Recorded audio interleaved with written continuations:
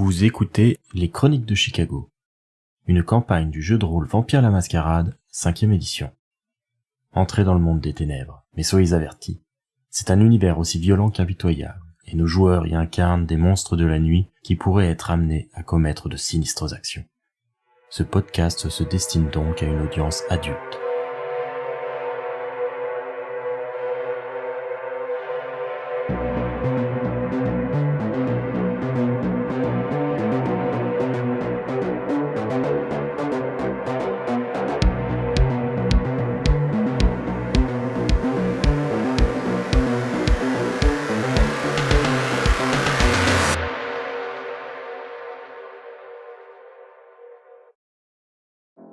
Ce second chapitre des Chroniques de Chicago va vous présenter une enquête menée par une coterie de jeunes vampires au service du prince Lodin. Ces événements ne sont pas liés à ceux du domaine tout proche de Modus et peuvent être écoutés sans connaissance du premier chapitre. Cependant, la trajectoire des Cerbères croisera celle d'un troisième groupe de descendants, les Murmures.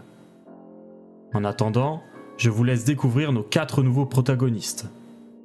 Hélène est une disciple de Seth, étreinte par une anarque lors d'un conflit avec la Camarilla. Les anarques ayant dû plier le genou, elle sert maintenant le prince, bon gré mal gré. Hélène sera interprétée par Charlotte. Notre second personnage est Lizzie, une membre du clan Tréméré originaire de New York. Les conflits incessants entre la Camarilla et le Sabbat ont poussé sa dame à l'envoyer en sûreté à Chicago, pour qu'elle y poursuive sa formation au sein de la fondation locale. Lizzie sera interprétée par Mathilde. Notre troisième héroïne est Anna, une virtuose du violon étreinte par un sire toréador pour protéger son talent d'une maladie mortelle. Elle a pris ses marques auprès de lui à Milwaukee avant de prendre son indépendance en s'installant dans la Cité des Vents. Anna sera interprétée par François. Finalement, le dernier membre des Cerbères, et non des moindres, est Christopher, le dernier descendant issu de la lignée du prince. C'est un ventrou, mais un enquêteur avant tout, car c'était là son métier avant son étreinte. Christopher sera interprété par Semos. J'espère que l'affaire dans laquelle il s'apprête à plonger vous divertira et que vous aurez plaisir à découvrir ces nouveaux personnages. Gary est peut-être un trou à rats, mais Chicago est un véritable nid de frelons.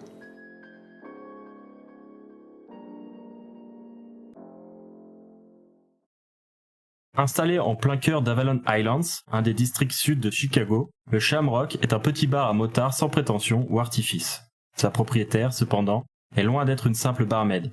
C'est une descendante, une créature de la nuit assoiffée de sang, une vampire du clan Sétite qui a récemment fait son entrée dans la Camarilla. C'était une question de vie ou de mort, puisque son étreinte, sa transformation, avait eu lieu sans l'accord de Lodin, le prince de la ville.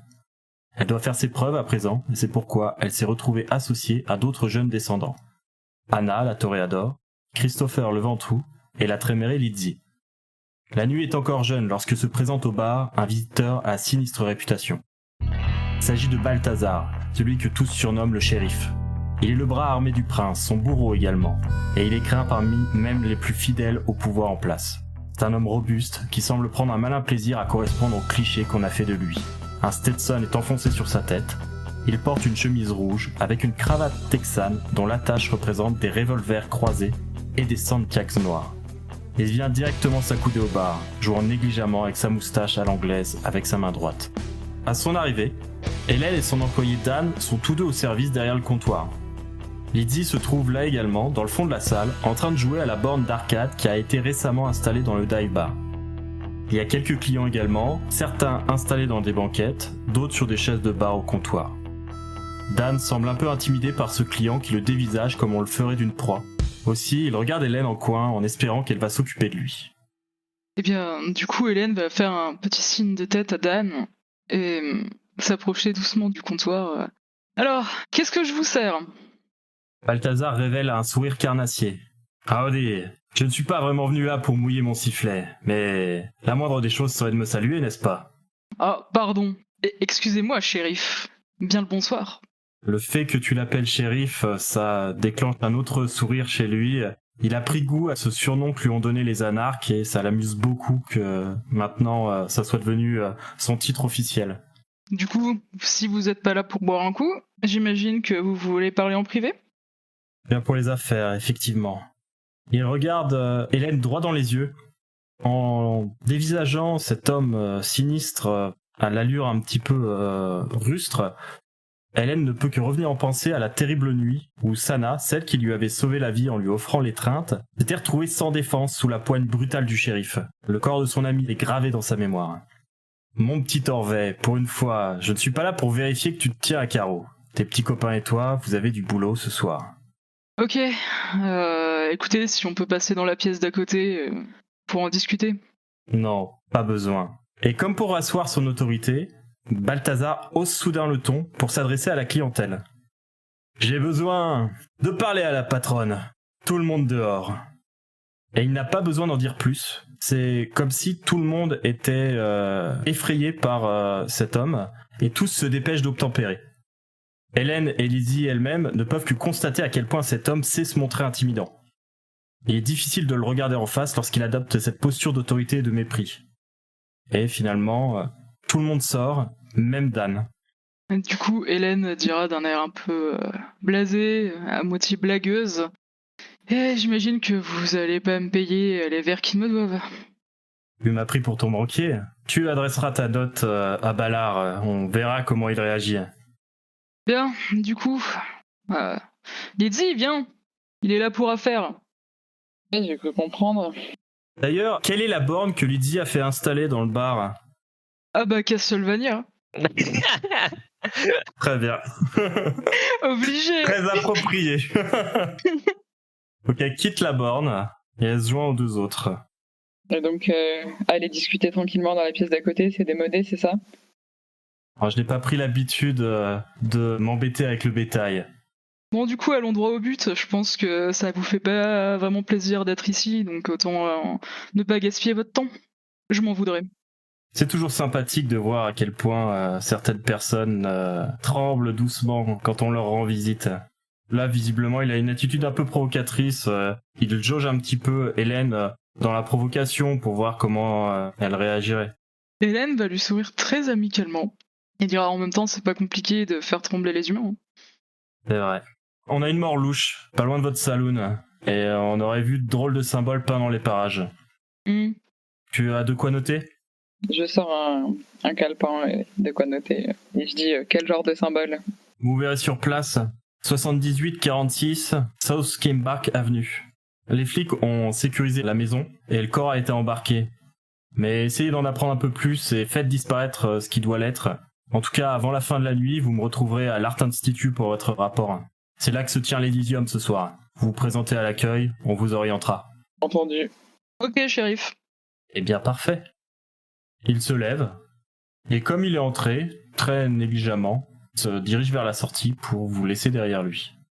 Hélène va soupirer et une fois qu'elle sait qu'il est parti loin, elle va dire ah, mais quel connard! Mais quel connard! Ça arrange pas, hein.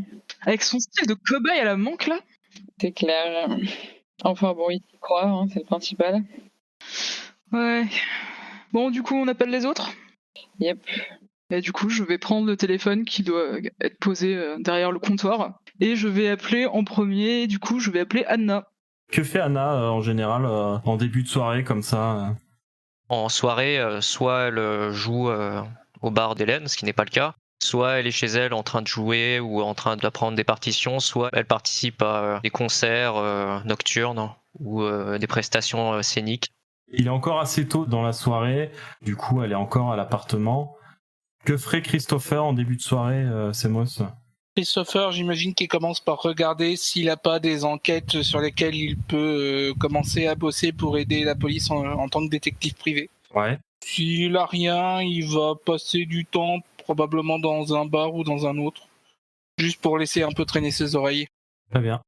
Hélène doit connaître un petit peu les différents endroits où Christopher a l'habitude de traîner en début de soirée et puis même à d'autres moments.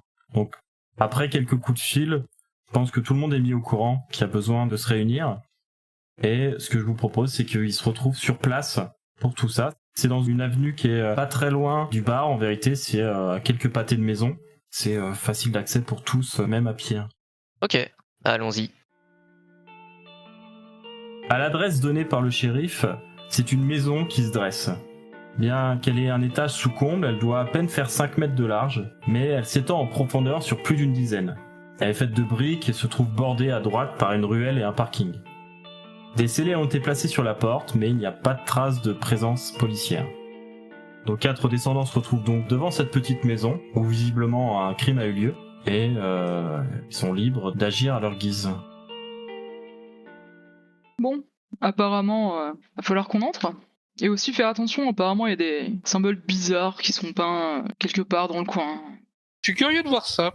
Hélène va hausser les épaules. Tu sais, quand t'habites dans les quartiers pauvres, les symboles bizarres sur les murs, il y en a partout. Oui, mais j'ai peur, va dire Anna d'un ton un peu soucieux, que si c'est quelque chose qui nous concerne, ce ne soit pas juste des divagations d'ivrogne ou des symboles d'occultisme de comptoir. Pas de conclusion hâtive. On est là justement pour vérifier. Eh bien d'ailleurs, tiens, vérifions, puisque tu es le plus à même à enlever les scellés. Absolument. Regarde l'expérience. C'est un geste absolument magnifique. Je prends le scellé, j'enlève le scellé. Veuillez passer, mesdames. Bon bah du coup, moi je vais suivre la mouvance. Puis j'ai le carnet de notes à la main en regardant autour. La porte de devant est fermée tout de même. Dites-moi Christopher, n'avez-vous pas un passe-partout ou quelque chose qui nous serait utile pour pouvoir pénétrer ? C'est une bonne question. Alors Christopher a des compétences en crochetage, etc. C'est tout à fait quelque chose qui fait partie de son panel de compétences. Et du coup, il va faire... Si, bien sûr, attendez, regardez. Une fois de plus, je vais ouvrir le chemin.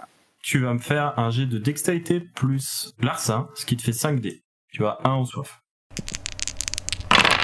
C'est sans difficulté que Christopher, utilisant l'outil qu'il garde toujours sur son trousseau de clés, ouvre la porte et vous permet d'entrer à l'intérieur de la maison. Avant, je vais tout de même vérifier s'il n'y a pas un système d'alarme. Il n'y a pas l'air d'en avoir en tout cas. C'est une maison assez humble et de ce que tu peux voir dès que tu entres, il n'y a rien qui indique qu'un système d'alarme particulier était installé.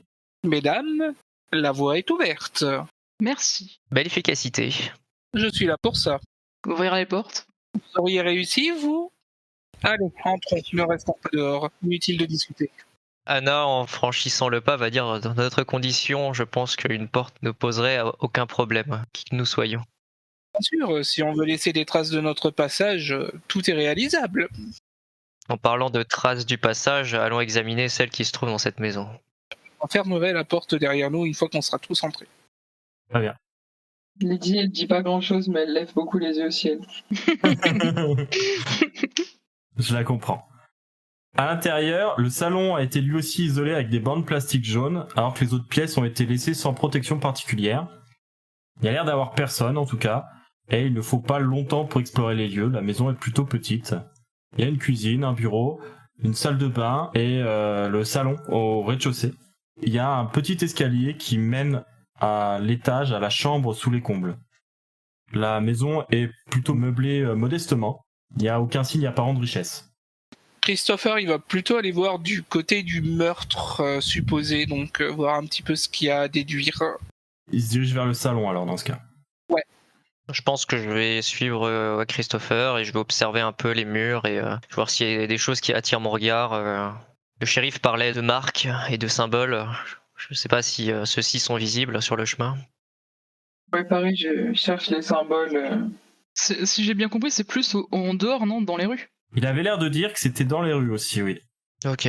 Mais effectivement, quand vous pénétrez dans le salon, vous voyez que la position du cadavre au pied du canapé a été marquée par la police avec un adhésif blanc.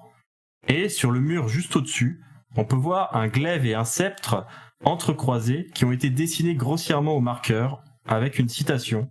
« Les patriciens ravagèrent Carthage, ne laissant derrière eux que sang, cendres et larmes. » Magnifique. Regardez-moi ce plafond, c'est admirable. Il faut s'en donner du mal pour dessiner là-haut. Alors c'est pas au plafond, c'est au mur. Regardez-moi ce mur. Il faut s'en donner du mal pour dessiner aussi haut. Non, c'est pas haut du tout. Faut s'en donner du mal pour dessiner tout ça. Je n'abandonnerai pas. C'est dessiné avec quoi du coup? Avec un marqueur. C'est pas dessiné avec beaucoup de talent. Visiblement, c'est pas quelqu'un qui est dessinateur qui a fait ce dessin, c'est quelqu'un qui devait probablement placer ce symbole sur place et n'avait pas les talents pour en faire une représentation de qualité. Et le symbole, il est bien au plafond. Il est au mur. On a un problème avec ce plafond. Hein. Ouais, c'est clair, hein. T'as vu ça? Pourquoi vous voulez que ça soit au plafond? Ah, je à crois un moment que t'as donné, t'as dit plafond. T'as dit plafond à un moment donné, c'est obligé. Non, mais je crois que t'as dit au-dessus du cadavre. Le meurtrier a pris un escabeau. Oh, wow, il est très très grand. C'est un très très grand meurtrier. C'est pour ça que je disais ça. Hein. Bah, c'était des questions à poser, tu vois. C'est vrai que ça rajoute beaucoup de questions si c'est au plafond, mais c'est pas au plafond, c'est sur le mur, et Christopher ne peut pas manquer de reconnaître ce symbole. Oh. C'est celui de son clan. Ah, les ventrus. Ah, d'accord. Sachant que les patriciens, c'est également un des surnoms des ventrous. Ok. Ah. Est-ce que cette information, on l'a tous? Je pense qu'Anna, qui a eu quand même une éducation soignée par un sire assez ancien, pas de problème. Hélène n'en sait strictement rien. Et Lydie, vu qu'elle a plutôt des bonnes connaissances occultes, c'est quelque chose qui doit lui être familier. Voilà, donc il y a seulement Hélène qui est là, oh très beau dessin. Et elle va dire un sceptre et une épée, c'est pas un truc de saloperie de monarchie française ou une connerie comme ça? Tu n'es pas loin, en réalité. Moi, je me tourne vers Christopher et je dis bon, qu'est-ce que vous avez foutu là? Oh, allons, vous m'avez découvert. C'est moi qui ai tué cet individu. Je n'ai que ça à faire. Mettre à mal la mascarade. Ah, Anna va sourire. Ok, d'accord, il y a un truc que je comprends pas et ça m'énerve. C'est quoi le délire? c'est le symbole de mon clan, les ventrous. Ah ouais. Et les patriciens, c'est en général comme ça que l'on nous désigne. Parfois avec moquerie. Et donc du coup, vous avez foutu le feu à une ville? Bien sûr, je n'ai que ça à faire personnellement sur mon temps libre. Mais non, je parle pas de toi personnellement, je parle de ton clan. Écoute, moi je suis pas là depuis longtemps et j'y capte que dalle, ok? J'essaie juste de comprendre. Je dois admettre que l'ancienne histoire de mon clan, je ne suis pas encore tout à fait à l'aise. Je ne suis pas là depuis très longtemps non plus. Il me faudrait faire des recherches. Non, mais personne n'a fait latin là au collège? Et j'avais un peu autre chose à faire au collège, non. Christopher, cette personne a-t-elle des liens avec votre clan?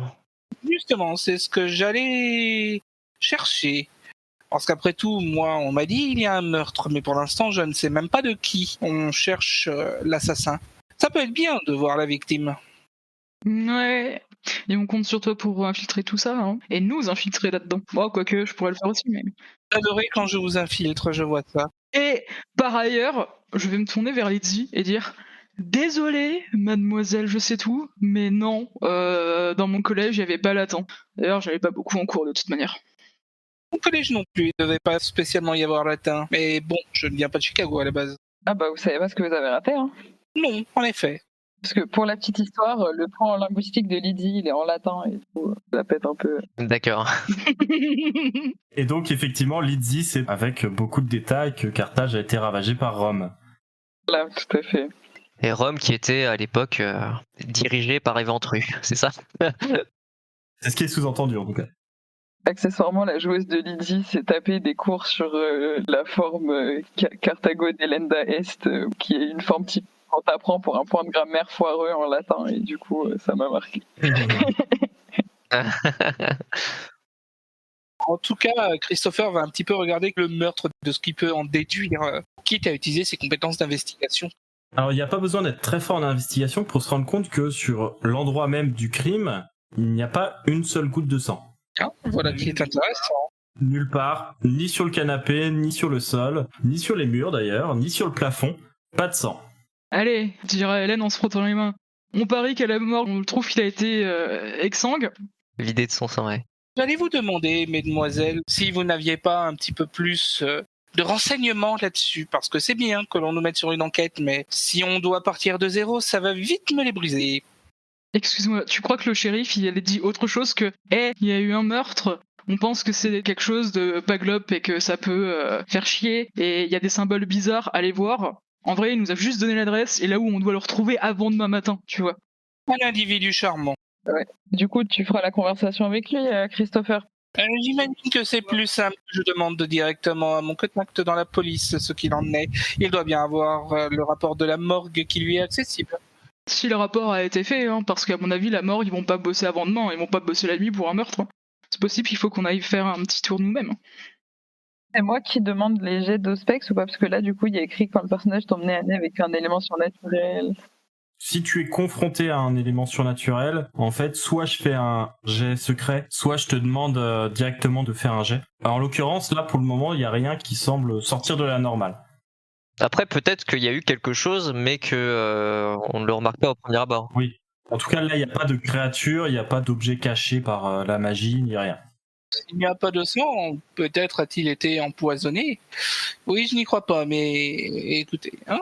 On va attendre le rapport de la morgue pour ça, ou aller voir nous-mêmes. Est-ce qu'on peut déjà peut-être, vu qu'on est là et qu'on va peut-être pas y retourner tous les 4 matins, on peut peut-être explorer un peu ailleurs qu'à l'endroit où il y avait le cadavre, voir ce qu'on peut apprendre, où est-ce qu'on est, apprendre sur cette personne, si on est chez lui, ce genre de trucs. Je dois avouer que j'aimerais bien jeter un œil au symbole qui se trouve à l'extérieur, effectivement. Bien qu'il y ait de grandes chances que ce soit le même symbole du clan de notre ami. Qu'est-ce qu'on fait? On fouille la maison et ensuite on va un petit peu fouiller les rues, ou il y a une équipe qui fouille la maison et une qui fouille les rues? Je vais rester ici pour fouiller la maison. Après tout, de base, c'était mon métier. Et ça le reste. Hélène, toi, tu es plus habituée aux rues. Je pense que tu ne dénoteras pas si tu traînes un petit peu dans le coin pour laisser traîner tes yeux et tes oreilles. Alors, j'allais dire, je vais accompagner Anna effectivement dans les rues parce que je sais un peu plus reconnaître où les tags peuvent être. D'un autre côté, dans ta bouche, je trouve ça un tout petit peu méprisant. Pas vraiment rien de méprisant. Je trouve ça bien. Moi, je pense qu'on me case comme flic à 3 km. Oui. Bon, bah du coup, on y va? Anna, on y va? Allons-y. Effectivement, j'avoue que s'il y a possibilité d'aller demander au voisinage s'ils ont entendu quelque chose. Peut-être pas attirer trop l'attention après, si les flics reviennent et qu'ils disent qu'il y a des individus. Ah, quoique. Ouais, si, on peut faire ça. Après, oui, ce que tu dis est pertinent. Il faudrait qu'on donne une bonne raison de pourquoi est-ce qu'on pose ce genre de questions. Après tout, si Christopher a l'air d'être de la police, elle va sourire légèrement. Toi et moi, nous avons plus de mal à prétendre à telle fonction. Ouais, mais t'inquiète pas, t'inquiète. J'ai un petit truc pour ça, et je vais lui faire un clin d'œil. Moi aussi, je ne m'inquiète pas. Allons-y, allons voir ce qu'il y a à l'extérieur. Et toi, Lizzie, qu'est-ce que tu comptes faire ? Je pense que Lizzie serait mieux ici.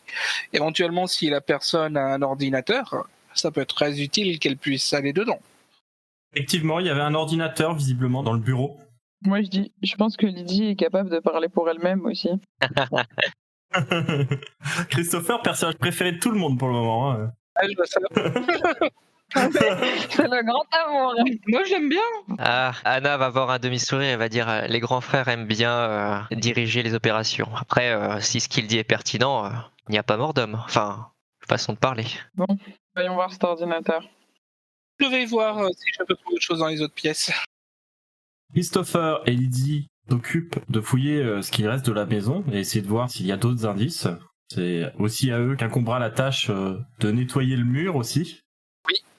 Parce qu'il est important d'effacer les traces de tout ce qui pourrait mettre en péril la mascarade. Et pendant ce temps-là, du coup, Anna et Hélène vont sortir de la maison, peut-être aller interroger le voisinage et faire un petit tour du quartier pour essayer de voir ces messages et ces symboles qui auraient été placés ailleurs également.